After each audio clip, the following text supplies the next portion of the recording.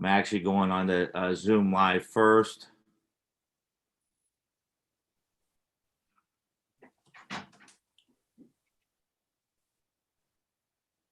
Okay. Perfect. And I'm going to start us right now, folks.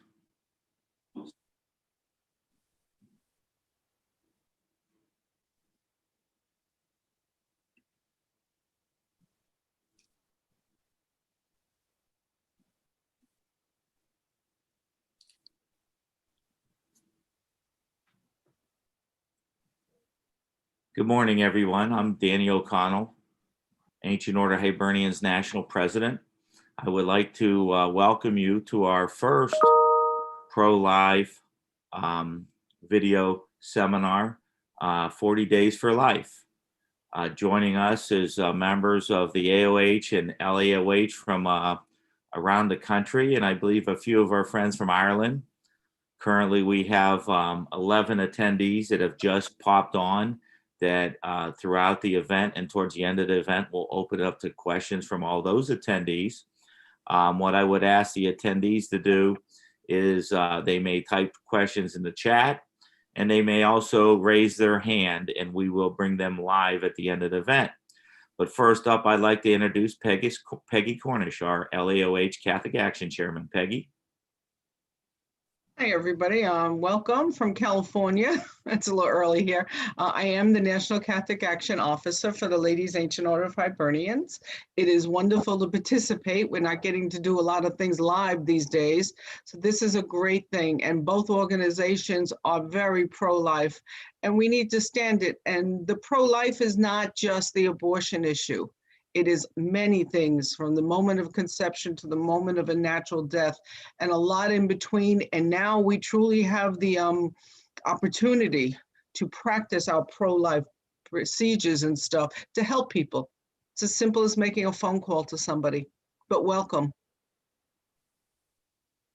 And Larry Squires, our AOH National Pro-Life Chairman. Yes, welcome, brothers and sisters. Thank you for your time. And thank you for attending. I'm so excited that Nikki had the time and was able to have a presentation. I'm blessed to pray with her down at the abortion clinic in Pittsburgh. And she is really amazing with her faith and how she takes it to the streets. And I'm sure that you'll find it very interesting. And I'm really happy that President O'Connor has enabled us to have this webinar. And with that, I'll open us in prayer. In the name of the Father, and of the Son, and Holy Spirit, and the glorious St. Patrick, the glorious apostle of Ireland. Father in heaven, thank you for this opportunity to share our faith with our brothers and sisters, and to deepen our understanding and appreciation for pro-life efforts. And God bless also Nikki Bruni, who is the organizer for the Pittsburgh 40 Days for Life program. She is a true inspiration for us in Pittsburgh. Hail Mary, full of grace, the Lord is with thee. Blessed art thou among women, and blessed is the fruit of thy womb, Jesus. Holy Mary, Mother of God, pray for us sinners, now and at the hour of our death. Amen. The Father and the Son, Holy Spirit. Amen. Amen. Okay, and at this time, we'd like to welcome Nikki to us. And Nikki, if maybe you start out just telling us a little bit about yourself, and then jump right into 40 Days for Life. Okay, yes, thank you for inviting me. Like you said, I'm the coordinator of 40 Days for Life in Pittsburgh. I'm a local leader. There are about 505 local leaders during this fall campaign worldwide.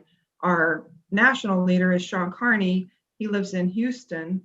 I've been the leader for Pittsburgh since the fall of 2010, so this is my 21st campaign. We have our 40 Days for Life campaigns twice a year, in the fall and then during Lent. And throughout the 40 Days for Life, since it's been nationally coordinated, well, I'll tell you a little bit about myself. That's what you asked for. I'm sorry. I am married.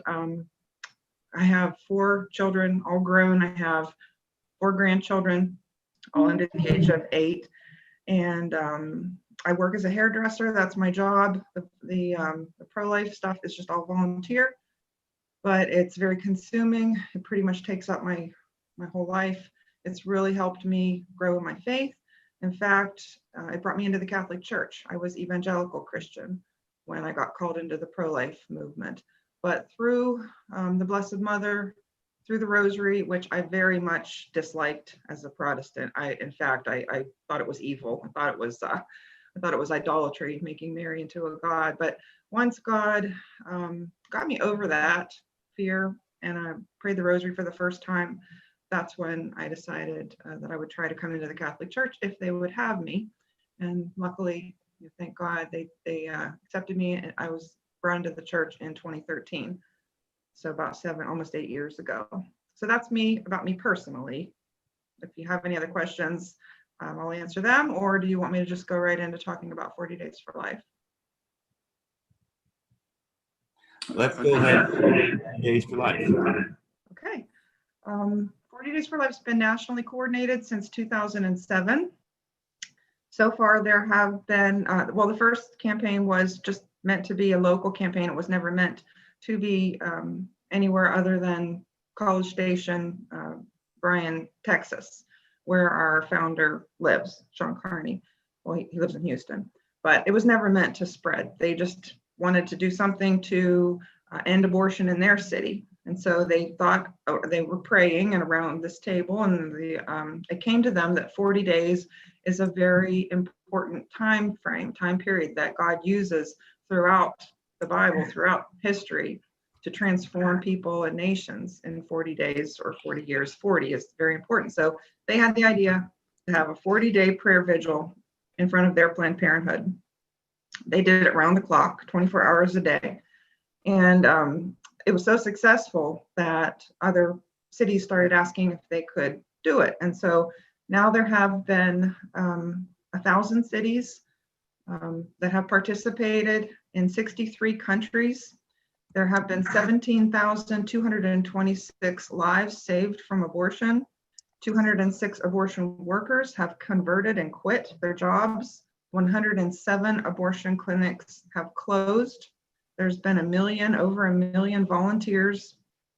20,000 churches have participated, and there have been a total of 7,440 local campaigns. So 40 Days for Life, it's so successful, I believe, and the reason that God is using it so powerfully is it enables people to join together for this great important cause of ending abortion for 40-day time periods.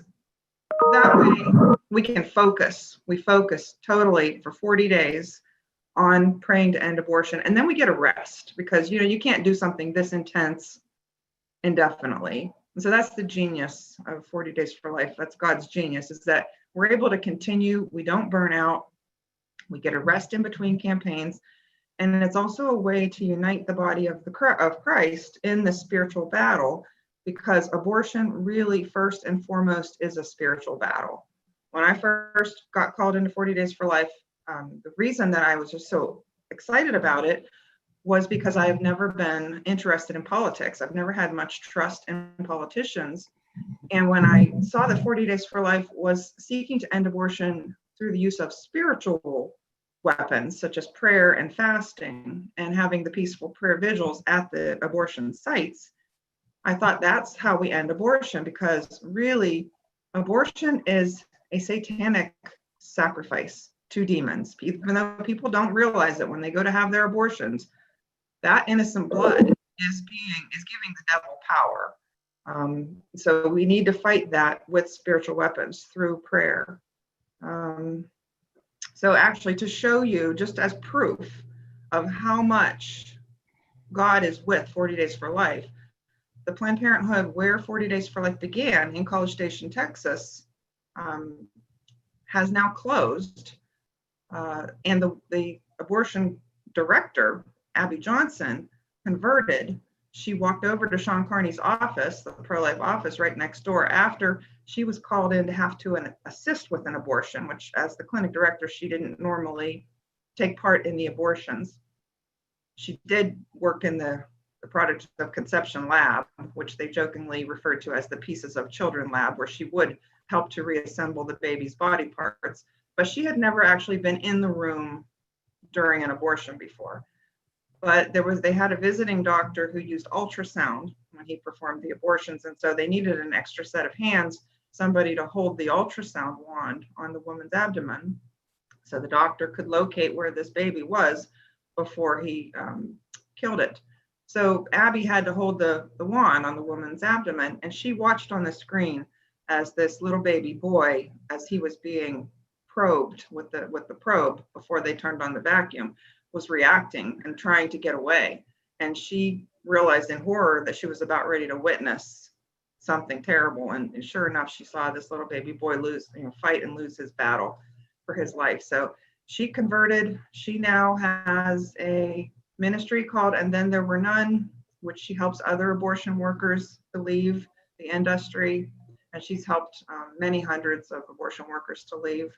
And now that Planned Parenthood, where 40 Days for Life began, is now the 40 Days for Life International Headquarters and serves as a pro-life medical center. And the abortionist who used to kill babies there at that center is now a pro-life doctor, Dr. Haywood Robinson, and he works at that same place where he used to kill babies.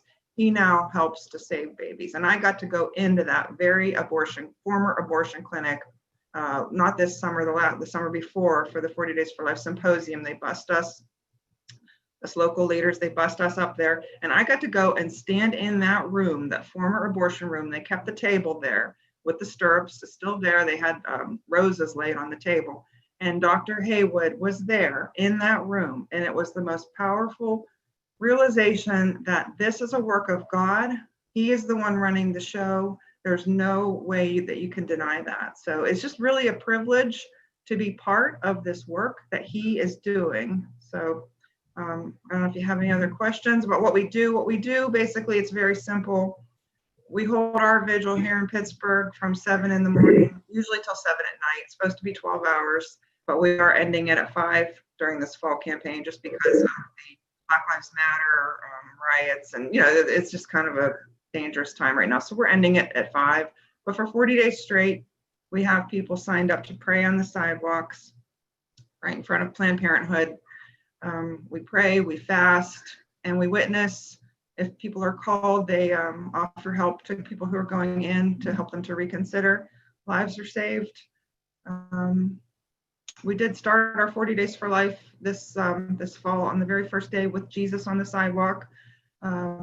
We had a priest bring the monstrance with the Eucharist in it at 7 a.m. on day 1, and we had a couple hundred people kneeling in the street before the Blessed Sacrament in front of Planned Parenthood. That's how we began, and that's how we're going to end it. So at 5 o'clock on November 1st, All Saints Day, as we close our vigil, we'll have the Blessed Sacrament there again by our auxiliary bishop, Bishop William Walterscheid. And again, we will have prayer there on the sidewalk to thank God for our 40 Days for Life. And then we'll have a Eucharistic procession to the church for Thanksgiving Mass. So God is truly with us. He's leading us. He's guiding us. And I know I didn't know anything about the Ancient Order of Hibernians until Larry kind of filled me in a little bit. So I understand that you were founded to protect and hide the priests in Ireland after the Protestant revolt of the 1500s when they were being hunted down and killed. And so I think your fraternal order is about protecting people. And so I would just say that 40 Days for Life is a good opportunity to do that. Not only are you helping to protect the innocent who are being led to the slaughter, but we have a lot of women who participate. And a lot of times on the sidewalk, there may only be a couple women there. And, we are taking some, we had a couple come a couple days ago that wanted to desecrate our image of the Blessed Mother. There's a hostility right now out in the public square towards Catholics and towards Christianity in general and towards pro-lifers. So it's always good when we have men on the sidewalk. It helps us to feel safe. And so I would just throw that out there. I think it's a good opportunity for the Hibernians to practice this this protector, which is your how you were founded. So is there anything else that I didn't? If I may interject, we are two organizations. We are the Ancient Order Hibernians and the Ladies Ancient Order Hibernians, and we work hand in hand in all of our cornerstone projects. And clearly, pro-life is one of our cornerstone projects. And we were actually founded in the United States, in New York, and founded to protect the clergy here in America. We were probably a spin-off of the Ribbonmen in Ireland, which formed well into the 1500s for the same purpose, although we're a little more political than some. I did see our national vice president, Sean Pender, joined us. Everybody who's in as an attendee, if you look at your, there's a way to raise your hand on Zoom. If you raise your hand, we'll bring you in for a question.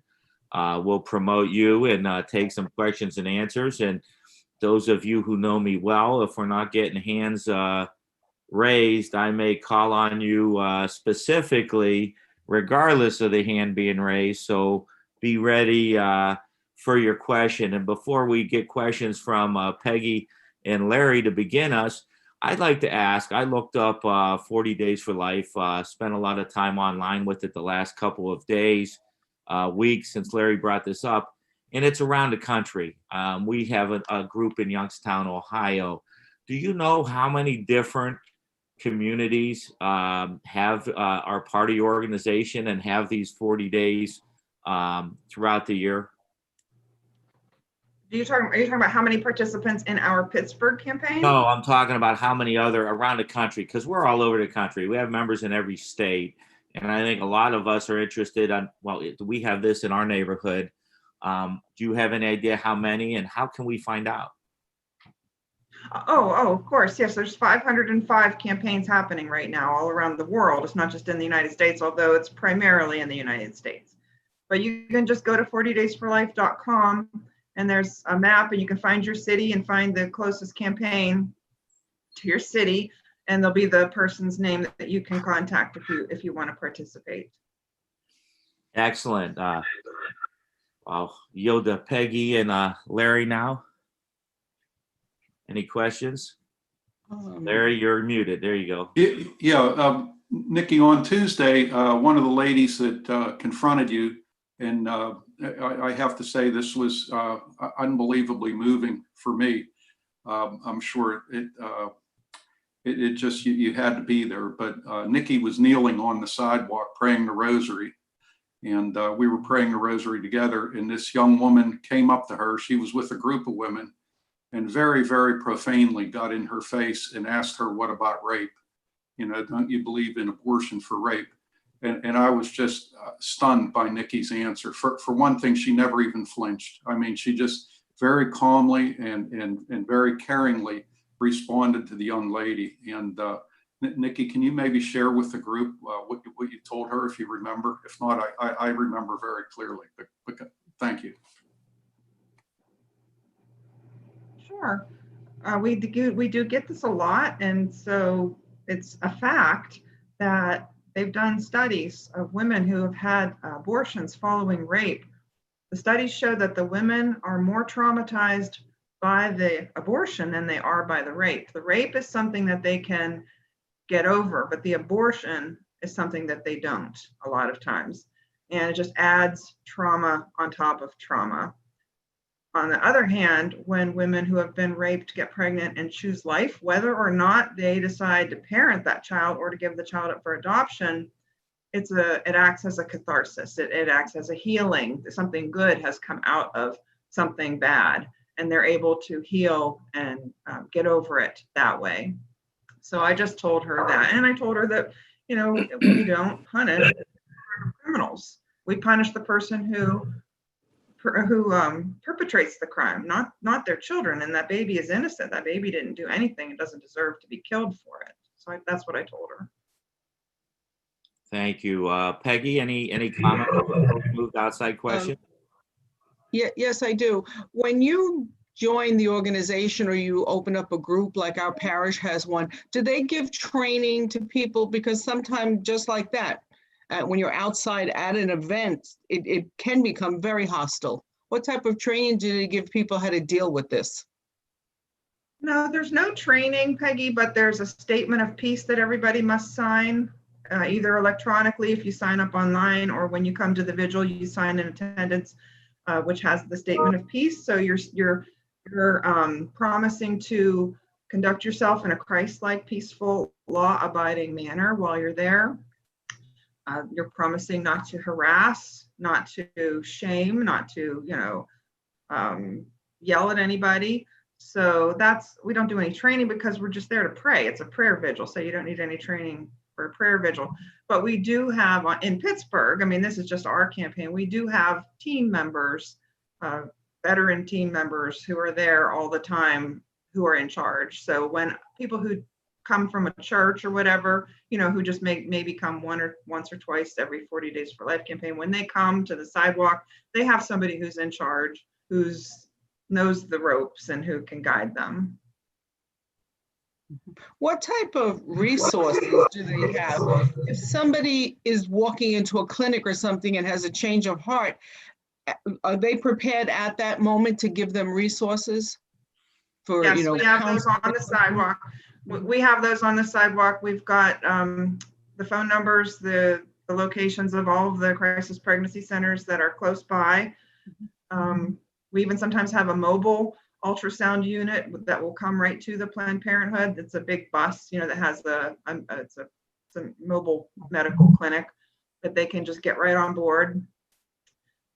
We've had women change their minds, and we've walked through the pregnancy with them. We've had baby showers for them. We've taken collections for them, helped them buy cars, help them, drive them to doctor's appointments and that sort of thing. So we're very happy to offer support to anybody who changes their mind. A lot of times, though, we don't know. A lot of times they don't tell us. Sometimes it's happened that they've come to the sidewalk later and shown us their babies, and they just saw us and they just decided not to do it and never even told anybody. Or sometimes people will come out and they'll say, I changed my mind, I can't do it. We'll ask them if they need help, and they'll say no, and they'll just get in their car and leave, and we never do hear from them again. But so I think that a lot more babies are saved than we know. It is the praying of the rosary at the abortion clinics. Is that one of the few events you do, or are there other events for somebody who possibly maybe couldn't physically get out to a center? Do they do events in the churches and stuff, like informational events? No, it's not really an event. It's just a prayer vigil. So people can pray from home, of course. And we should all be praying from home, but 40 Days for Life is a prayer vigil at the place where the babies are being killed. That's why we're there. We're there to be in solidarity for the moms and for the babies. Everybody should have at least one person praying for them as they die. And if we're not there praying for those babies, probably nobody will ever pray for that child as that child's losing its life. So we're there for that purpose. There's not really any events happening any place else, but people, can and should be praying from home if they can't make it to the vigil. Okay, Nikki, we're going to welcome briefly some of our guests from our attendees of this Zoom, but we're going to begin with our National Vice President, Sean Pender. Let him say hello. We're going to move to Jim Green, and then John Callahan. And then I think after John, we will be going to Kevin Jones. So a couple questions out there, and I'll be bringing them in. But first up, we have Sean Pender. Thank you, President O'Connell, and thank you, Larry and Peggy, for putting this together. And Nikki, thank you for all the great work that you do and the inspiring stories. As I sat here and I listened to that story about that conversion, because based on what that woman had to participate, it's quite stark, but I think it's quite real. And I think that's what we need to do. It's to remind them what happens, to imagine that child fighting for its life inside the womb. And I think what we as Hibernians and pro-lifers need to do, that every time someone comes out to us and has the audacity to say it's about reproductive health, we say no. It is not about reproductive health. It's about abortion. If you or the party or anything else is for it, have the courage to say that you're for abortion, and then let's have the conversation. Because they try to battle this semantically to say it's reproductive health. And who would be against that? It's not reproductive health, it's murder. And we all need to remember that. Thank you for the great work you do. Well, thank you. Thank you for those comments. Next up will be Jim Green from Pittsburgh, Pennsylvania. Jim, you're muted.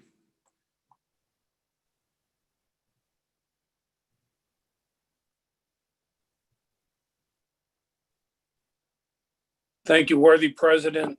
Nikki, Larry, Sean, everybody that's on the call.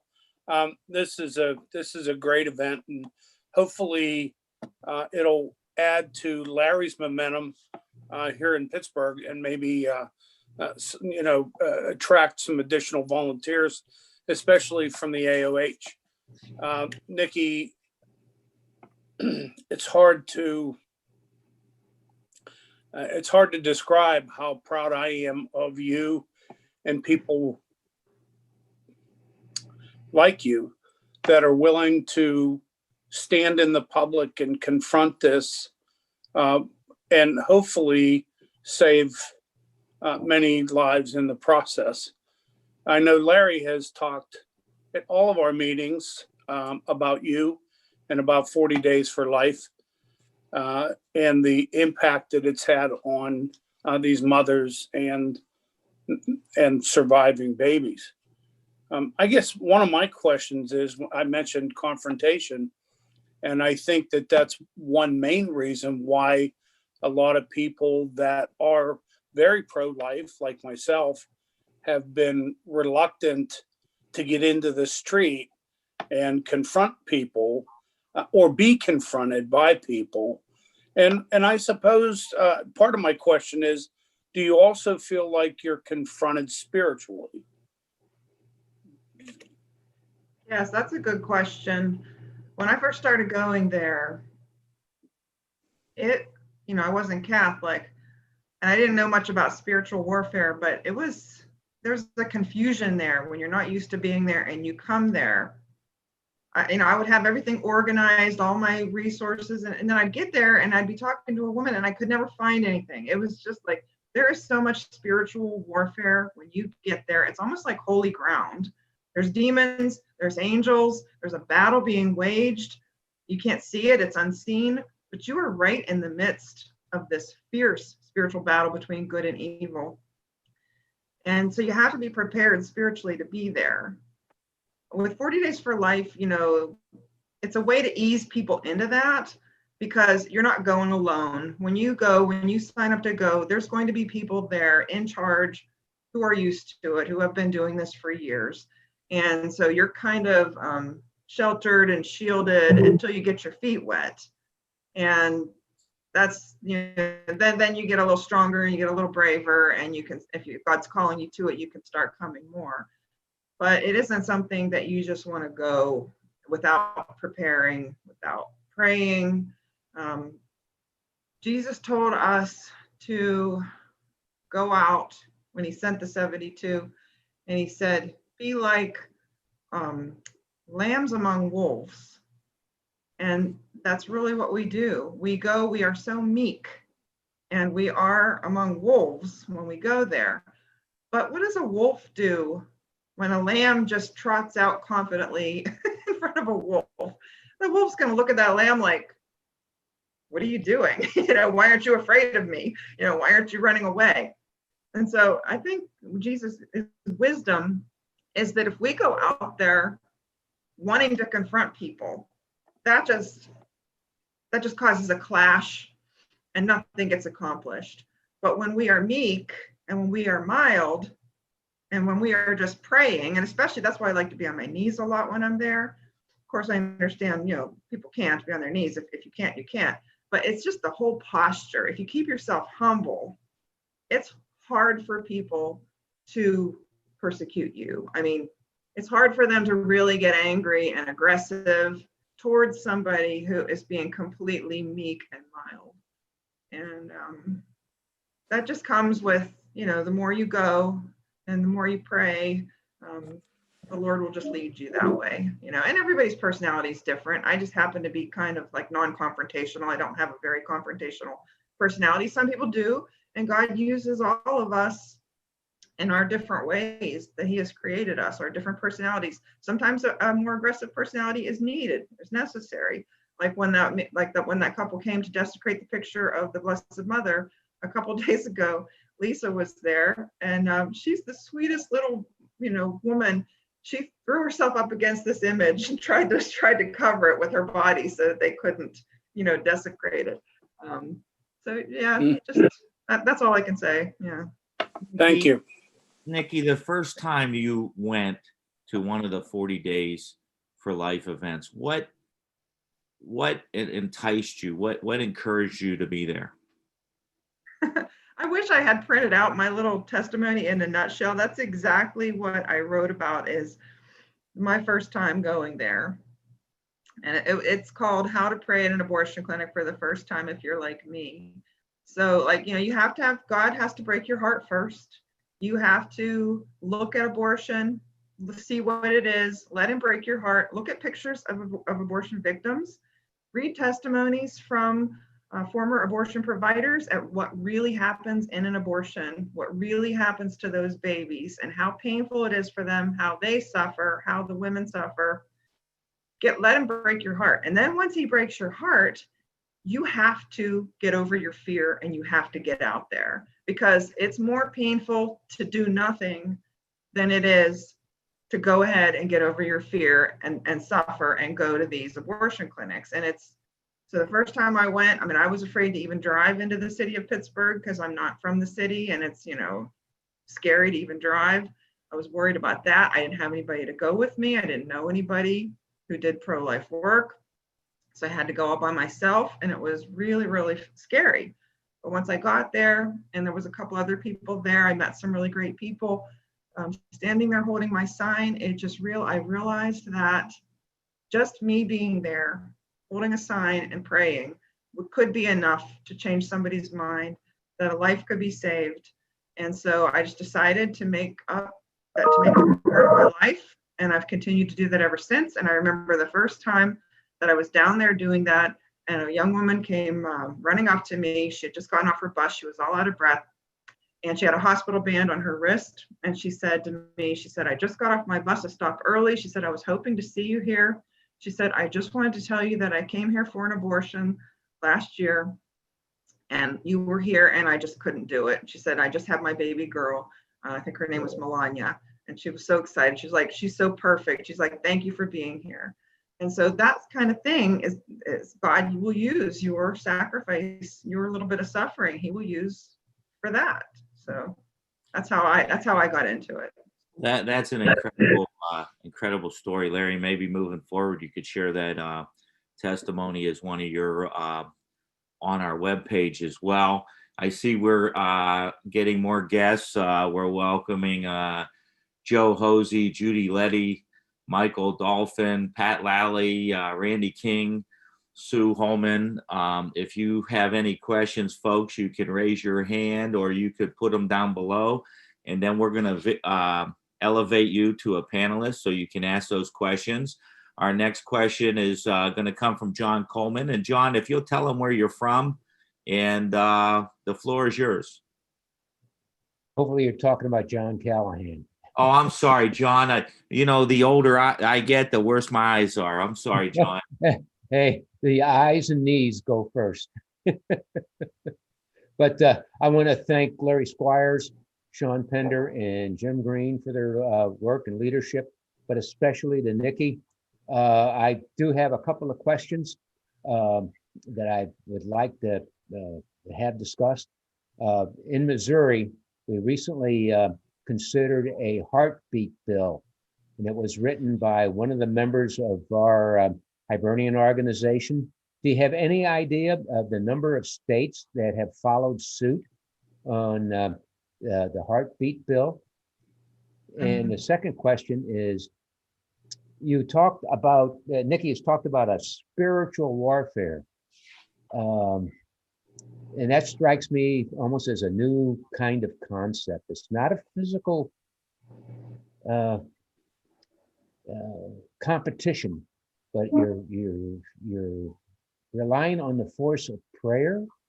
Do you rely upon your understanding of what our church's guidance is for social justice issues?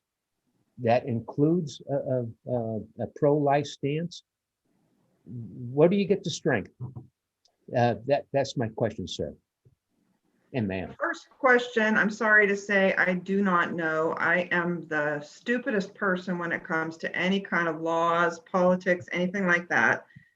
I leave that to people who are smarter than me to keep track of. I focus on the activism and and I just know that when I go into the voters booth, I bring my pro-life voters guide. You know, I trust the people that do the research, to the politicians, that they know really how they vote, and I will vote for those people who vote for pro-life, you know, to help pro-life. The second question, how do I get my strength? Yes, we are relying on prayer, on the power of prayer, but also works, you know, ora et labora. Prayer without works is dead. And you don't want to go out and do works without prayer either, because then you're going into a war without your weapon. So you got to have both.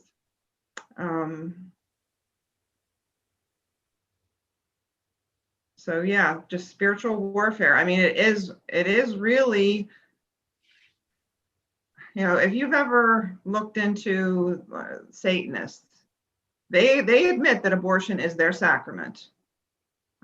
That's where they get their power. Covens will impregnate women in their covens and then have that baby aborted for the spiritual power that they get. So it is a spiritual battle. And as far as social justice, you can't take care of a person if the person's already killed by abortion. You can't feed that child. You can't give that child health care. You can't welcome that child into your country as an immigrant. You can't do anything for that child if it's been killed in abortion. So there's a hierarchy of social issues, of social justice issues. And abortion is always, in every case, a grave sin. It can never be allowed for any reason. But you know, so it's a hierarchy. And so we have to put abortion first, because if you don't save the life, you can't do anything else. Nikki, thank you. And I think from this point forward, you're going to be in my morning prayers. Thank you. Thank you. Thank you. And Nikki, never question your own abilities.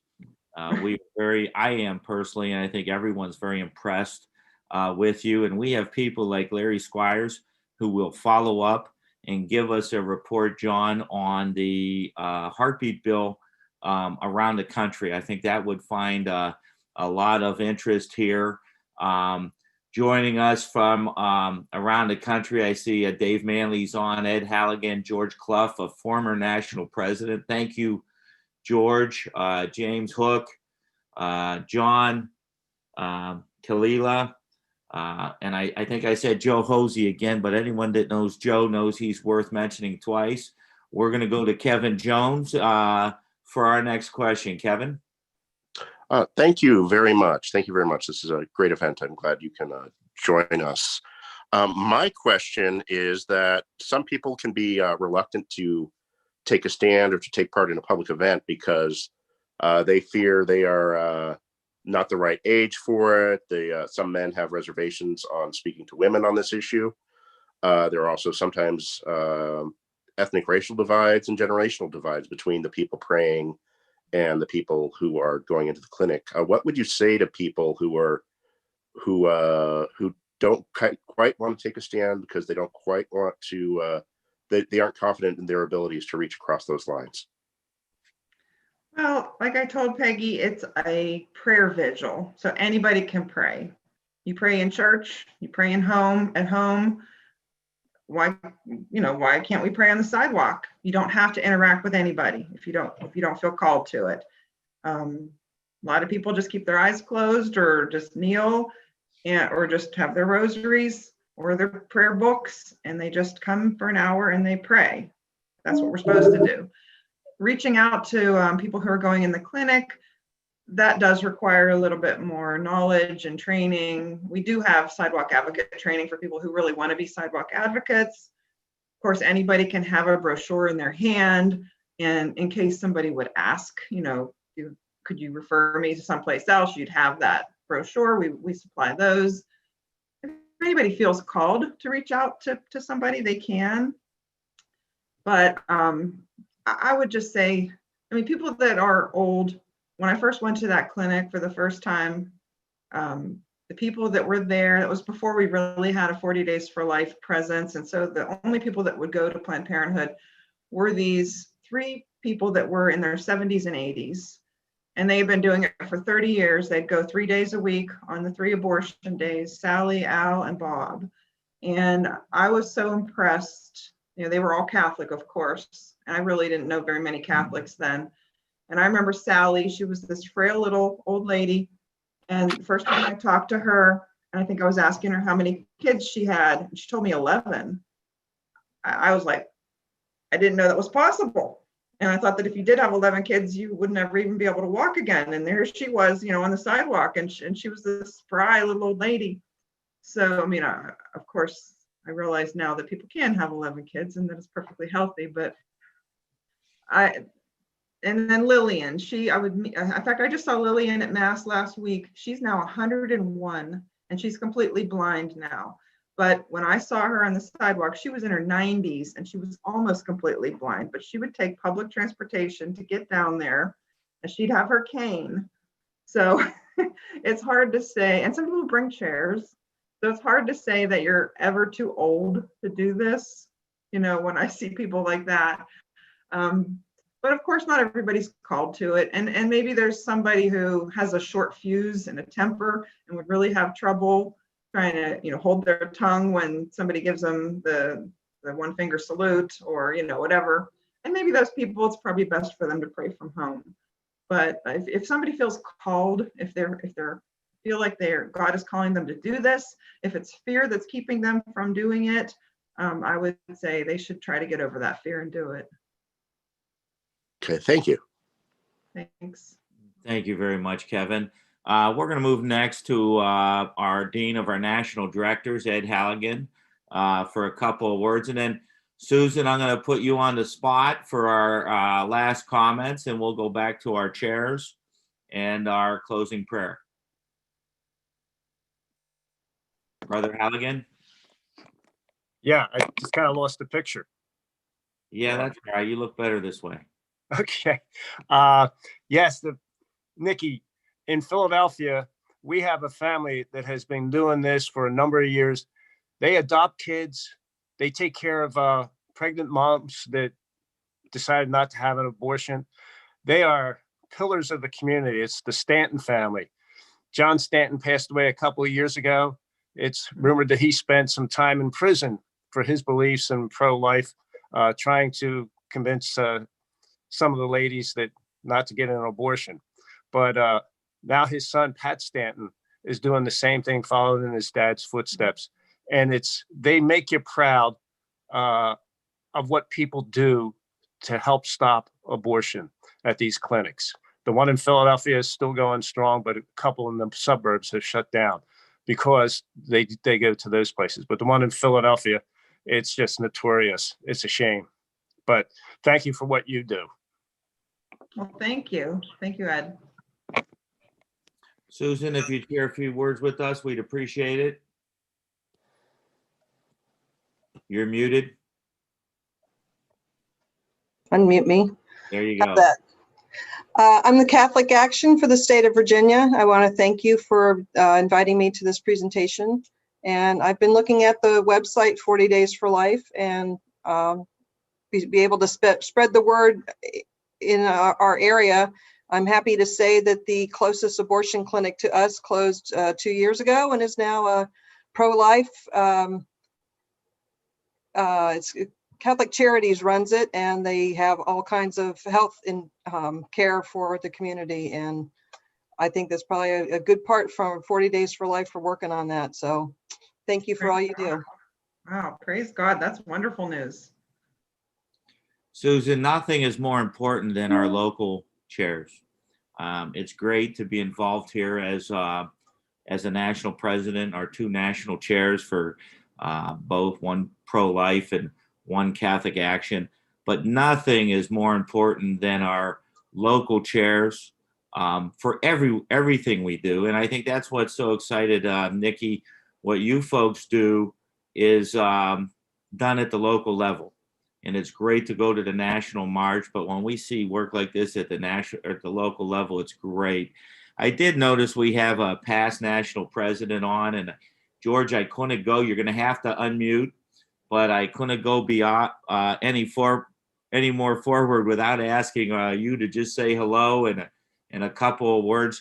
George has been involved and active in our national board for a long time, and he's been a great leader. He actually led one of our conventions in Ireland, I believe, in Galway. But George, on the pro-life talk, welcome. Thank you, Brother O'Connell. I have a little sore throat, but this is a great thing. I'm very pro-life, and the order always has been. And I think what you're doing is great. And the one question I would have is, how do we help these people? I mean, how can you send them some money? 40 Days for Life. Yes. You could go onto their website and you can donate there. They have an address you could mail it to.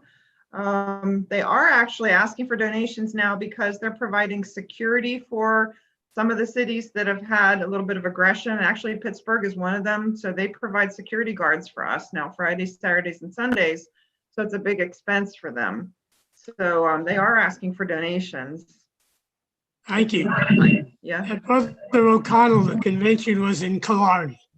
Killarney, all right. I knew it was in Ireland. I was right there, but thank you, George. And it's always an honor when I always say at every level, we'll learn how good a president was based on the work he or she does when they're no longer president.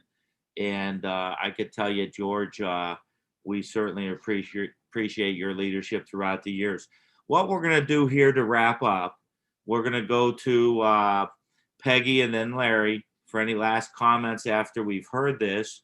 We'll allow you to say a few closing comments, Nikki, and then we're going to go back to Peggy for our closing prayer. So Peggy, you've got the floor. Oh, okay, thank you. This has been very informative because you do see people, you see it on the news outside at the clinics. And frankly, I know people that are pro-life, but they think, some of these people are crazy, outside the clinics, that they're putting their lives in danger and they're, that they, they're just in people's faces. But anytime I have been to something like this, or I've seen it, I just haven't seen that. I've seen very dedicated, prayerful people who truly are there for one reason, and that's to pray to save someone's life. And so this is very nice. I like this, and we'll be promoting this. I know they're all over the country. We have a group in our diocese here. So thank you very much. Thank you, Peggy. Larry, you're muted.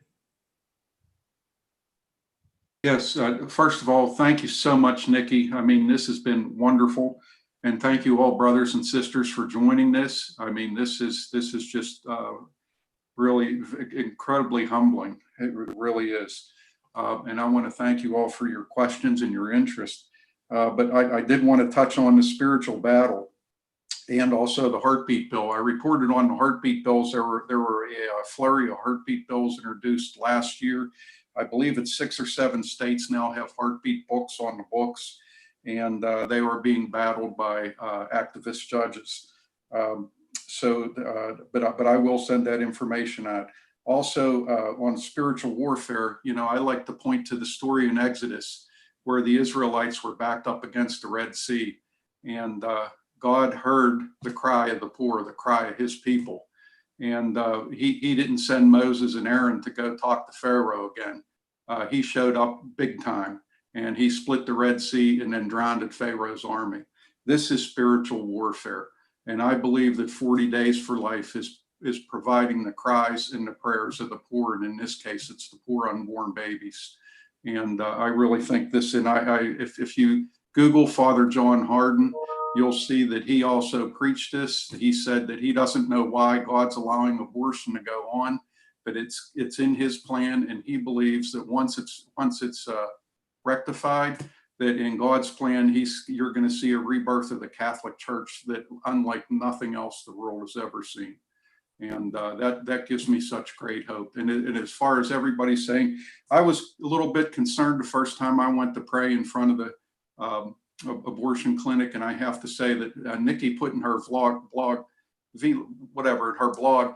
and she's much too humble, but she just, I think it was on Wednesday, she published a story that she doesn't feel like that while she's praying. She said when she prays, she feels like she has her armor on.